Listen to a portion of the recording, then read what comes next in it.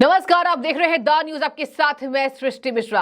केंद्रीय गृह मंत्री अमित शाह की एक रैली हुई पश्चिम बंगाल में टीएमसी का शासन है। आप भी जानते हैं इस बात को, और क्या है वहां पर चुनावी हिंसक झड़पें कितनी होती है, ये भी हम हमेशा सुर्खियों में देखते रहते हैं और आपको हम बताते भी रहते हैं। अब बड़ी खबर ये सामने आई है कि अमित शाह ने वहां भरी हुंकार और कहा 26 में बीजेपी सरकार। अब 26 में बीजेपी सरकार का तात्पर्य है कि लोकसभा चुनाव में आपको जो लोकसभा चुनाव होने वाले हैं उसमें बीजेपी को वोट देने की ये अपील थी। अब देखिए दर्शकों, वहां पर अमित शाह ने कई ऐसे मुद्दों पर बंगाल की टीएमसी सरकार को घेरा है, ममता दीदी को घेरा है। उन्होंने कई बार ममता दीदी का नाम भी लिया, कहा कि ममता दीदी ने मां माटी मानुष कहकर तुष्टीकरण की राजनीति करने के आई थी। उन्होंने कहा था कि मैं कम्युनिस्टों को हराकर मां माटी और मानुष की राजनीति करूंगी, लेकिन अब बिल्कुल इन दोनों ने मिलकर पूरे पश्चिम बंगाल को खत्म कर दिया है और पश्चिम बंगाल को डुबाने का काम ममता बनर्जी और कम्युनिस्टों ने किया है। ये बड़ी खबर है इस वक्त की, अमित शाह की हुंकार। अब देखिए सुर्खियां छा रही हैं और इस पर एक चर्चा का विषय ये बना कि कितने लोग वहां पर इकट्ठे हुए। देखिए करीब लाखों लोग अमित शाह की रैली में उपस्थित थे, मौजूद थे। मतलब लोग वहां नदारद नहीं थे, यानी कि पश्चिम बंगाल में परिवर्तन का ये इशारा है।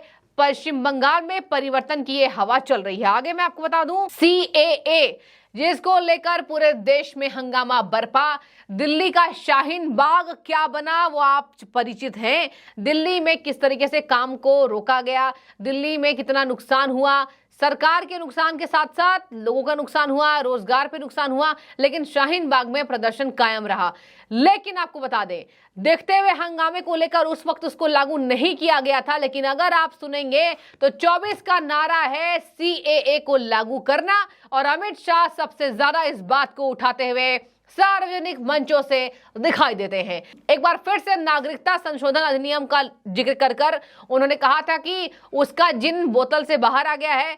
बुधवार को पश्चिम बंगाल की राजधानी कोलकाता में अमित शाह वहां पर गरजे, टीएमसी सरकार को निशाना बनाया और कह दिया कि सीएए लागू करके रहेंगे, देश का कानून है, कोई रोक नहीं सकता। तो दो बड़ी खबरें हो गई, एक सीएए को लागू करने की बात और एक 26 में बीजेपी सरकार का आह्वान करते नजर आए कैबिनेट मिनिस्टर अमित शाह।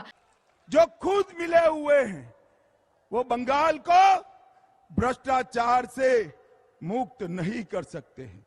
मित्रों, इतने सारे भ्रष्टाचार हुए हैं कि संसद की पवित्रता को भी तृणमूल कांग्रेस के सांसदों ने समाप्त कर दिया।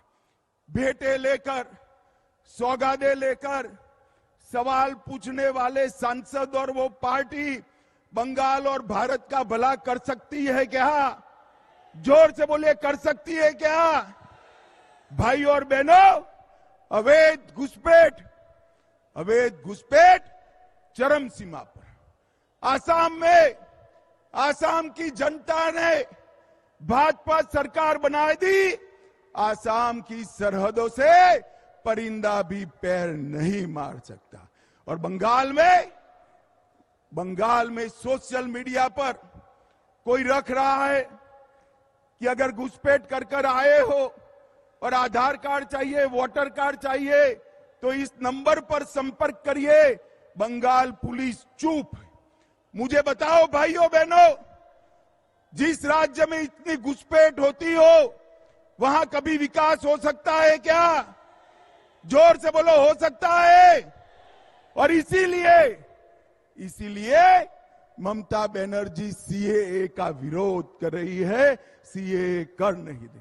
मगर मैं आज इस सभा में कहकर जाता हूं, ममता दीदी, सीएए देश का कानून है, इसको कोई रोक नहीं सकता और हम सीएए को लागू कर रहेंगे।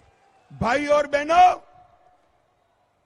जो वहां से आए हैं वो सभी हिंदू भाइयों बहनों का इस देश पर इतना ही अधिकार है जितना मेरा और आपका अधिकार है। उनको अपने अधिकार से कोई वंचित कहीं नहीं कर सकता। मित्रों, ममता जी को मैंने कई बार पूछा, वो उल्टा हमें हिसाब पूछती है कि मोदी जी ने बंगाल के लिए क्या किया। ममता दीदी, आप मेरा भाषण जरूर सुन रही होगी। मैं हिसाब लेकर आया हूं, कान खोलकर सुन लीजिए, हिसाब लेकर आया हूं।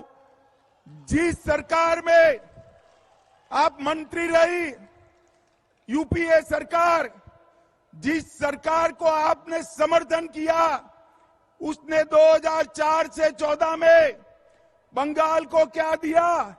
ग्रांट इन एड और डिवोल्यूशन का सिर्फ 2 लाख करोड़ रुपया दिया। कितना दिया भाइयों बहनों, बोलो तो?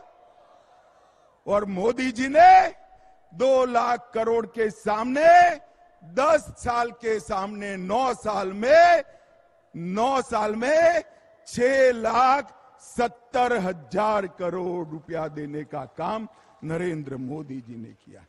अब देखिए, अमित शाह यहां पर अभी चुनाव प्रचार में बिजी थे। आपने देखा होगा किस तरीके से यहां पर लोकसभा चुनाव के मद्देनजर हमने देखा राजस्थान में ताबड़तोड़ रैलियां, मध्य प्रदेश में, छत्तीसगढ़ में।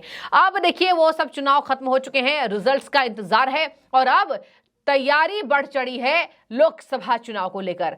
लोकसभा चुनाव को लेकर ही ये मेगा रैली थी। उन्होंने कहा कि 2024 में टीएमसी की हार निश्चित है। दीदी ने यहां तुष्टीकरण कर करके लोगों को परेशान कर दिया।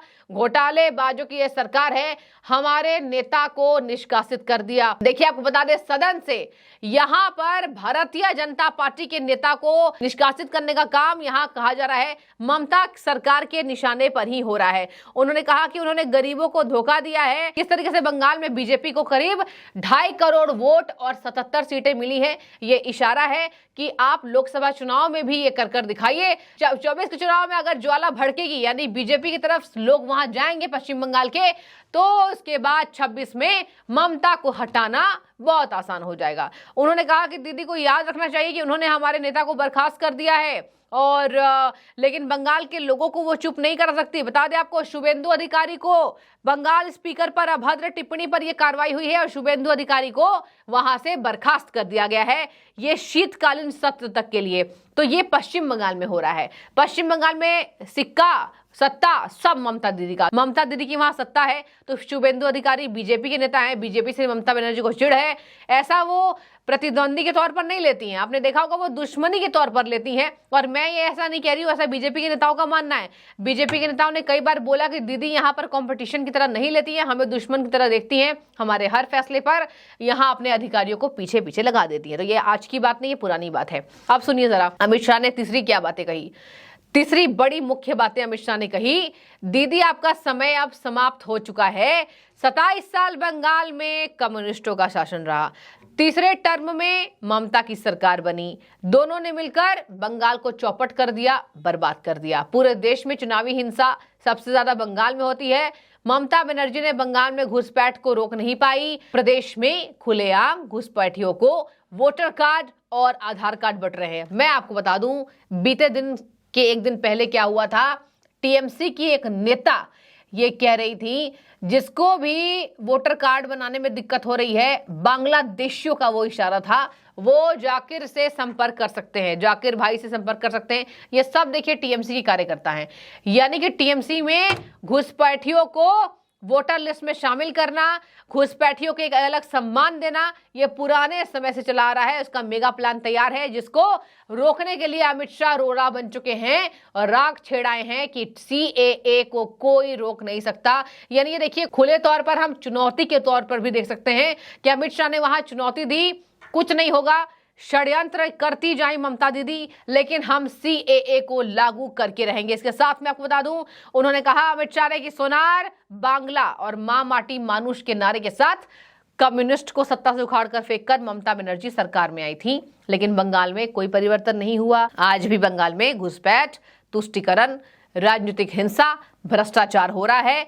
मैं आज आह्वान करने आया हूं कि अगर 2026 में यहां भाजपा सरकार बनती है तो 24 में इसकी नींव रखकर लोकसभा चुनाव में इसकी नींव आप रख दीजिए। मतलब कि लोकसभा चुनाव में बंगाल के लोग अगर बीजेपी को वोट देते हैं तो इससे 26 में फायदा होगा।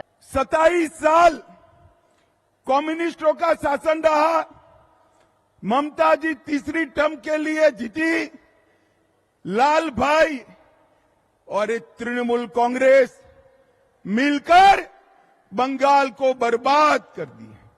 चुनावी हिंसा पूरे देश में, चुनावी हिंसा अगर सबसे ज्यादा होती है तो बंगाल में होती है। घुसपैठ बंगाल सरकार ममता बनर्जी रोक नहीं पाई। जो ममता बनर्जी कभी घुसपैठियों के लिए पार्लियामेंट चलने नहीं देती थी, वो ममता बनर्जी आज घुसपैठियों को खुलेआम वोटर कार्ड और आधार कार्ड बंट रहे हैं, वो चुप बैठी है। कट मनी से पूरी बंगाल की जनता परेशान, सिंडिकेट की उगाही से पूरी बंगाल की जनता परेशान।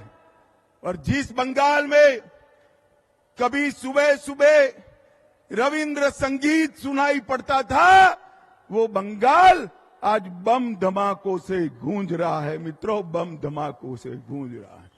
पूरे देश में गरीबी कम हो रही है, मगर बंगाल में गरीबी कम होने का नाम नहीं देती।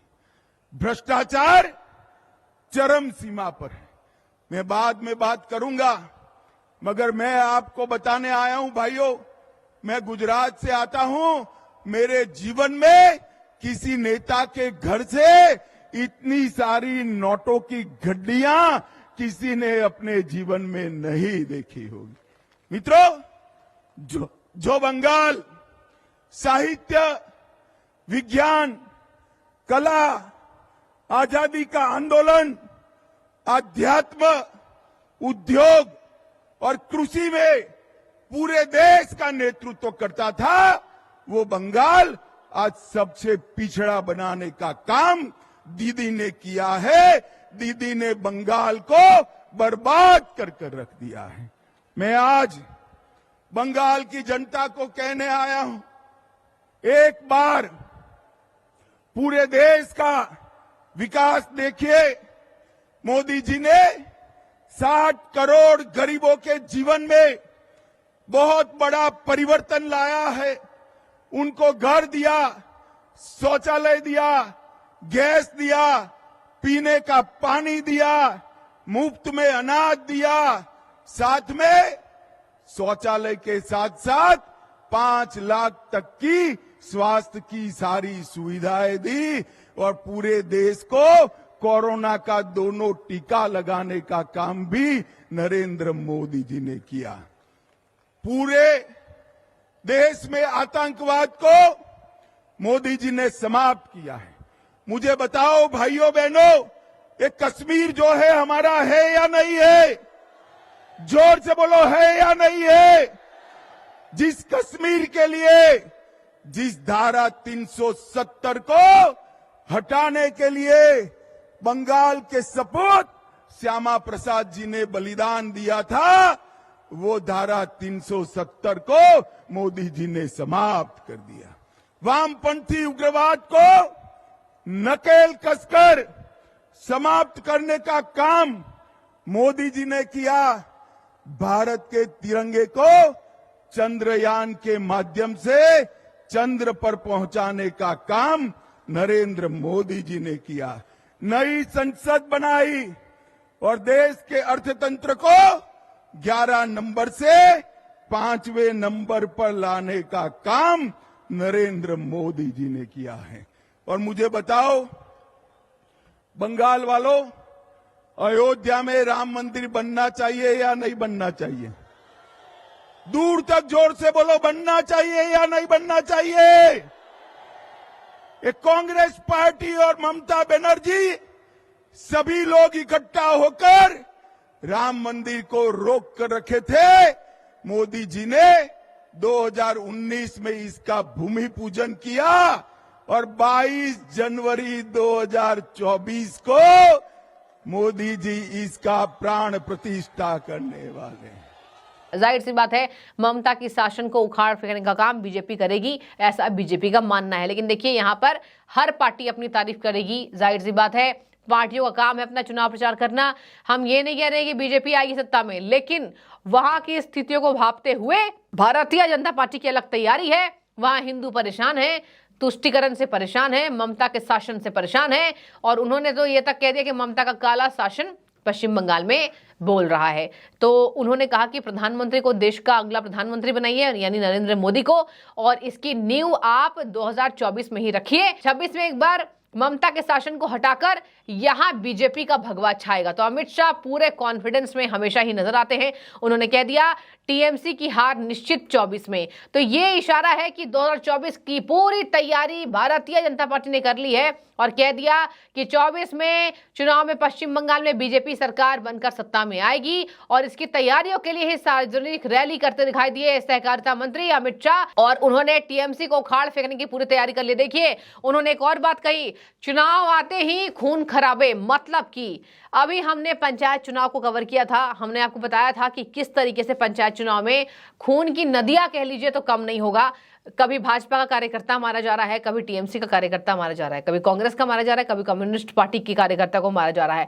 ये पश्चिम बंगाल में देखने को मिल रहा है, ये कहीं और राज्य में नहीं मिलता है। लेकिन पश्चिम बंगाल नाम सामने आते ही चुनावी हिंसक झड़पें तेज हो जाती है। तो इन सब बातों से जनता है परेशान, जनता है खफा, नाराज। टीएमसी को उखाड़ फेंकने की चुनौती अमित शाह देते नजर आए थे। ये पूरी खबर थी जो मैंने आपको विस्तार से बताया है। तो घुसपैठिया, सीएए को लागू करना, तुष्टीकरण की राजनीति को बंद करना, अत्याचार को समाप्त करना और बीजेपी की सत्ता आना, ये सब बातें कह गए अमित शाह। इसका इशारा बहुत बड़े स्तर का होने वाला है। देखते हैं पश्चिम बंगाल में और क्या कमाल कर पाती है बीजेपी, क्योंकि पिछली बार हार का सामना, वो भी जब शर्मनाक हार हुई थी बीजेपी की, और बीजेपी को तैयारी करनी पड़ेगी। मानने वाली बात है कि ममता ने अपना सिक्का चलाया, जनता का मन भाया और इस तरीके से जनता ने वहां वोट दिया। लेकिन अब जनता ममता से नाराज है, तो बीजेपी की चांसेस वहां बनती है या नहीं, उस पर भी हम आपको अपडेट देते नजर आएंगे। लेकिन ये चुनावी रैली अमित शाह की खूब वायरल हो रही है, क्योंकि सीएए का राग